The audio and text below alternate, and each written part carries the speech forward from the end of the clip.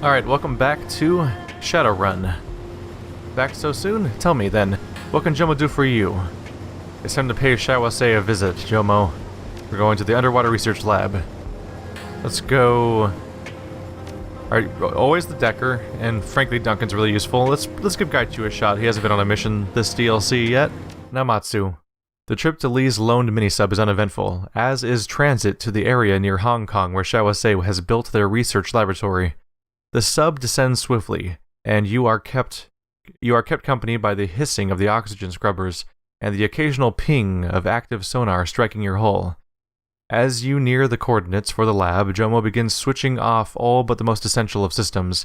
After a few minutes, brighter light filters through the portholes as you ascend into Moon Pool, and there's a dull thud as the facility's clamp closes around the sub to lift it free. And we're in. The submarine bay smells like a hospital, antiseptic and sterile despite the presence of seawater. The sharp scent of rubbing alcohol intermingles with the metallic bite of stainless steel, dominating your sense of smell and drowning out everything else. The floor vibrates faintly under your feet, a soft electrical buzz, likely emanating from the electronics packed behind the facility's walls. You can hear the hum all around you, like the droning sound of 1,000 tiny wings. We made good time. I wasn't expecting to get here so quickly. You asked Jomo, he delivered. Welcome to Shawase's foremost bioengineering labs. Great location, nah? I'll lock the door once you leave this room to keep out the unwanteds. This bay isn't on the same level as the labs, but there should be an elevator you can take deeper into this sea hive. Some trams, too, according to the blueprints. Anyway, I won't keep you from the job. Just know that I'll be waiting here for when you return. The places like this, they make me uncomfortable, too clean. Try not to keep Jomo waiting here too long. The germ warfare lab is what we need to find. Should be a pretty straight shoot from here to there. Oh, and handyman? Places like this aren't known for forgiving attitudes of their security staff. The guards are probably trained to shoot on sight. We should plan on shooting them first. Alright, time to get the job underway. Alright, let's go make a big ol' mess, huh? Just one straightforward door. There's the submarine. Alright, so just to remind ourselves, Namazu.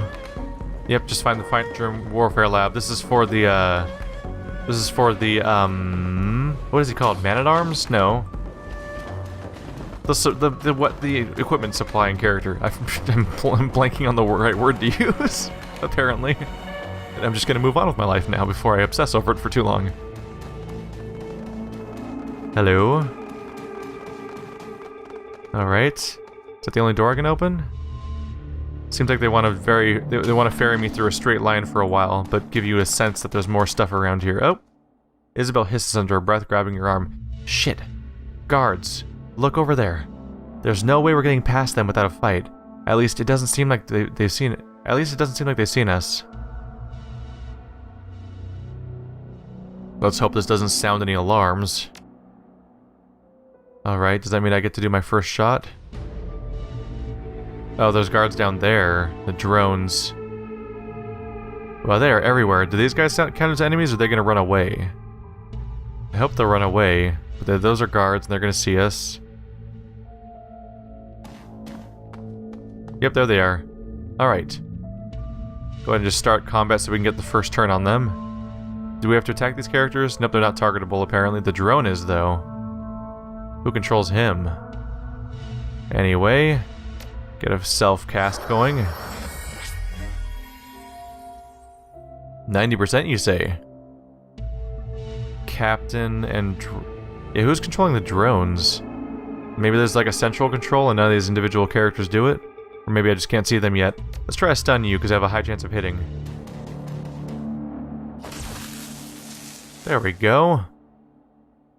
That certainly helps. Only 1 AP left though, so moving won't accomplish much. Let's go ahead and just pummel this guy while they're stuck like this.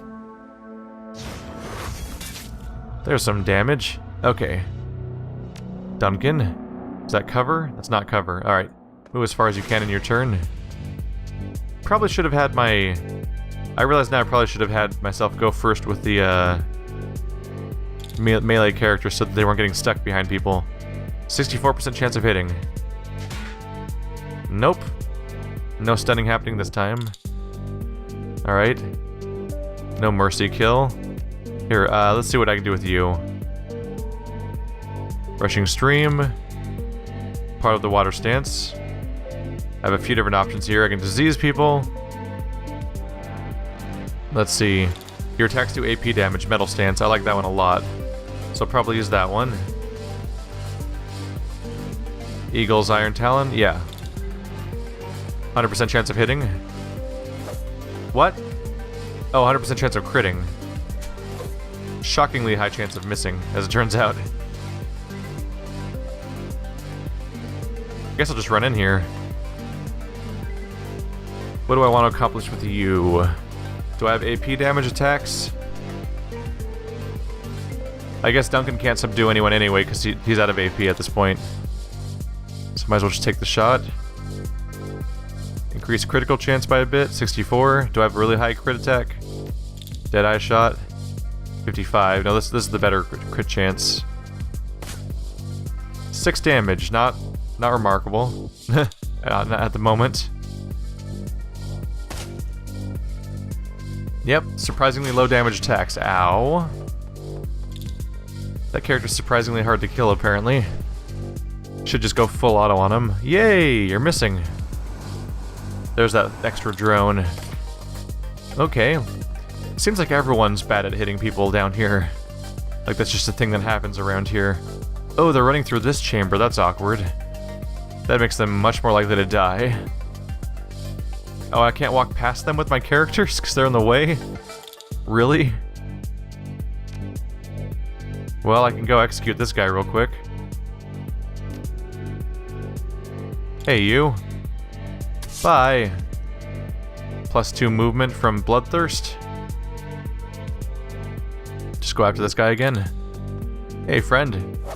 Wow. Getting a lot of those misses in, huh? See, the captain's definitely hard to kill. I could basically pin him in here, though. Let's go after him. Punch him with things that'll make him bleed. Don't need armor right now. Just hit him again. Yep. So we did like 50-ish damage, probably, and he's bleeding 2 per round. So the bleeding doesn't seem to stack. Let's see. I'd prefer not to hit a teammate around here. Can I shoot through these randoms or not? Alright, I could. Critical hit chance increased. Come on. Wow. Just no success rate right now. Okay. How about this one then? Some damage. How about mercy kill? There we go. We've entered the mercy kill range. And he's down. Now we're down to just the 2 drones. In a moment here, the human should get the hell out of the way so I can actually attack. They're really... Wow, they are standing in the middle of the fight. They have no survival instinct. They will just walk directly into the middle of a fight and not think that's going to end poorly for them. Can I stun a robot? Yes, I can. Cool. Alright. Wait, it said 0% chance of hitting, didn't it? Why does it have 0% chance of hitting? What about regular attacks? 99% chance of hitting. Weird. I guess I'll do that. Just pummeling away for a little while. Can I do AP damage to a robot? I sure can. Why not? Full auto. Just blow it away. Let's see, who can you reach? Gaichu can't really reach the other guy very well. Let's just keep pummeling all the AP out of it. There we go. This character's gonna be asleep for so long. -3 AP, 15 hit points left. Burst fire, 91% chance of critting. When it actually hits, double tap. Come on. Nope, not much critting happening. Both robots are very close. Both drones are very close to going down, though, so we're pretty healthy at the moment. Yeah, it totally says 0% chance of getting hit by that skill. Is it... I wonder if just all machines are immune to monk skills or something. Well, he's down. Duncan. Let's go establish a line of sight over here. He thinks he can run away. It turns out that he cannot. It cannot. Genderless machine cannot run away. Spoilers. Table, Windows, Lab, Computer. Table. Table displays circuitry diagrams for some kind of neural cyberware. Windows. Thick, bullet-resistant plexiglass forms the laboratory wall. I sure hope so, because we were shooting in here. Lab, Computer, and Computer. A large computer screen most likely used for advanced software programming. This terminal has been left unlocked and is currently logged in as a junior lab technician's user account. Undersea Research Laboratory, Namazu, Gamma 4 Annex, Neural Engineering Studio. Alright. First email thread. Chung, how are we coming with the next revision of the Reaper Persona Fix chips? Yamada says the cyberware suite adjustments have been made, and I'm anxious to get them into preliminary testing before the month is out. If anything's blocking you, let me know. I'll get you what you need. Everything's on schedule. We had to take some of the sleep cycle subroutines out and revise them in simulation since they were adversely affecting... Whoa, that word. No repinephrine production? They weren't as acute as their violence... with their violence as we'd like. We should have the new chips ready in the next few days. After that, we can run a few subjects in live tests. Do you have a preferred locale? I'll have to check with the transport division, but I'm guessing Sham Shuupo is the best bet. Any test we conduct will be written off as just another murder between Sinless. Less chance for another megacore to take an interest and look into what really happened. Keep me posted. Second, I have a progress update on our Project Silver Dream. Subjects that have been in the field, Dr. and Guy, subjects 108, 337, 72, and 210 have all been inserted into their new lives and have been making regular check-ins via assigned matrix drops. Details as follows. Subject 108's new identity is a motor pool mechanic with Komatsu Limited. Specifically, their Korean mining operations branch. Exposure to sensitive data is limited, but 108 is providing a great amount of detail about Komatsu's logistics and supply chain, as well as prospective new expansions in their mining. Subject 337 is an executive assistant to middle manager at Crash Cart Medical Services. She's providing us with a wealth of recorded meeting data, and we're learning a lot about weak links in Crash Cart's management chain. 72 has been hired as a software engineer by Transys Neuronet Asia. He's begun siphoning data out at a slow rate, though his reports indicate that our deeper programming has encouraged him to earn the trust of his new coworkers before stepping up the siphon. Lastly, 210 is working in the security division of Yakashima's Shanghai offices. As a Reaper chip recipient, we have the ability to trigger his kill protocol at any time. Let me know if and when you want to test that out. Given his duties, it should be a very effective test. This is fucked up. They're doing some kind of chip-based mind control down here, making sleeper agents, turning people into puppets. All the more reason to get this done quickly and get the hell out. Alright, well these people are insane. Completely insane. And they're, well, maybe not, they could just be evil, I guess. Turning people into human puppets so they can infiltrate other enemy cores and maybe even wipe people out. Just shoot everybody. Always a promising moment. Let's go and throw a new save in there. After that fight, can I access this or am I going to get in trouble? Research terminal. The lab's computer monitor glows brightly awaiting your input. First archived email. Kendrick, I need a favor from you. I need to get me one of the non-Reaper subjects from Project Silver Dream. It should be somebody who would be good for a blue-collar job in a cafe, restaurant, or something like that. Wipe their chip clean aside from the basics. We'll need to build a custom identity for the ground up. Give me a day to clear the paperwork with central control. Won't take more than 5 minutes to clear the Persona Fix for whatever slob I pull. Do you need any particular pieces of cyberware? If so, that might complicate things. Most of our subjects have pre-assigned suites we're testing. As long as the subject has relatively unobtrusive implants, it should be fine. No obvious combat augmentations or the like. Race shouldn't matter much either. I have to work some things out with Tang in pathology anyway, so take your time, no rush. Good to know. I think I have one that'll work. A human male, late 20s, number 91. Average height. His only obvious implants are a data jack and an ordinary cyber leg, pre-existing too, so it's not one of our upgraded models. I'll have him prepped. Alright, these are just, yep, they're just shipping people around and just, it's like a meat market that they're of mind-controlled, semi-cybernetic, puppet people. Project Silver Dream Asset Accounting and Deposition. 41 current subjects, 29 in the field, 416 inactive or killed. Dear Lord. Acquisition. Subjects have been acquired from across the Hong Kong Free Enterprise Zone. Primary locations are Aberdeen, Yao Yat Chuan, Kwangtong, and Kowloon City. With the loss of the walled city, Kowloon has become a less attractive location for subject acquisition. Future possibilities include expansion to Shenzhen, Indonesia, and Shanghai. To date, approximately 71% of the subjects have been sinless, 23% have possessed a criminal sin, and 6% possessed a standard sin. Given these numbers, it is unsurprising that there have been no official investigations into the subject's whereabouts. However, Project Silver Dream personnel must take care not to draw attention due to high draws from single neighborhoods. Oh wait, that's the same one I just did. Whoops. Third.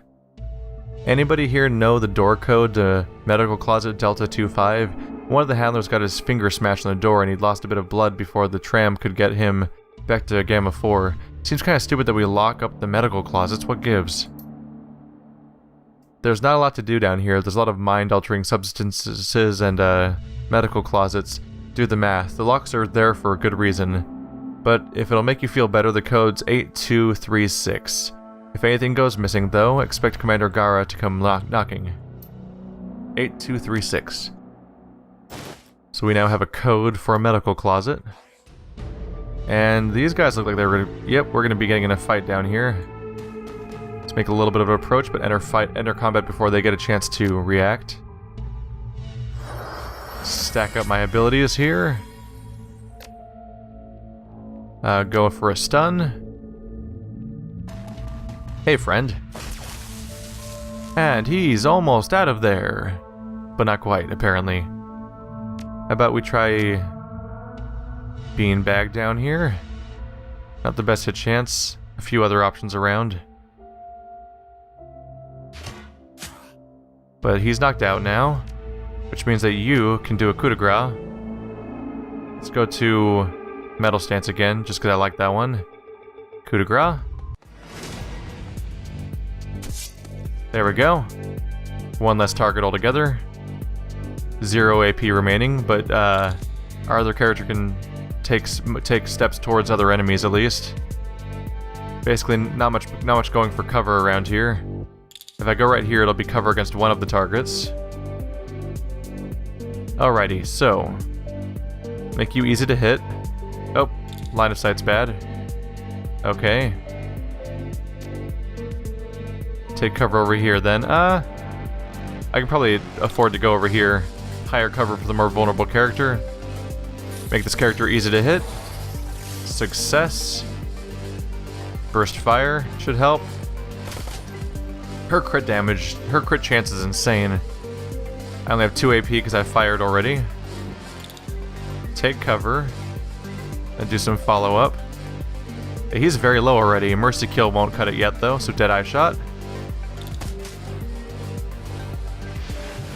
Alright, we're like 1.5. One's completely dead, one's almost dead. This shotgun character is fully... Oh, there's a drone. Alright, that changes the dynamic slightly. I thought I was like 70% done with the fight already. But one drone shouldn't be that big of a deal. Anyway, hey friend. You're not safe. Just so you know. Choppy chop. There we go. Manifest. And And I guess just follow up with more attacking, basically. Stack some bleed. Yep, they're pretty down there. You can probably just do a mercy kill at this point. Oh, on either of them, apparently. Well, this one's not going to get attacked again this turn, probably. Down. Oh, he dropped lab key card. That'll be something to grab after combat. Full auto. He's down. There goes his spirit. Alright. Try to keep accurate here. Nice crit chance. Deadeye shot.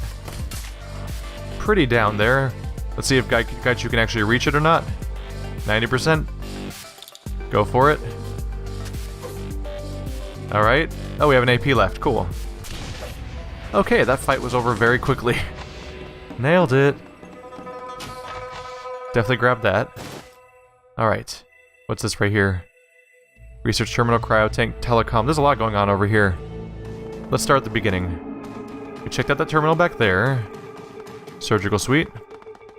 Cyberware implantation suite, prepped and ready for impatient. Communal computer. A computer sits unmanned, ready to receive input. Archived email 1. Dang. Make sure subject 91 gets moved to one of the hot labs. Minimum biosafety level 4. Once we're done with him in there, we'll need to move him out into in a cryo cylinder until he's back on land. Nobody opens that container unless they want to be confined in a cryo tank themselves.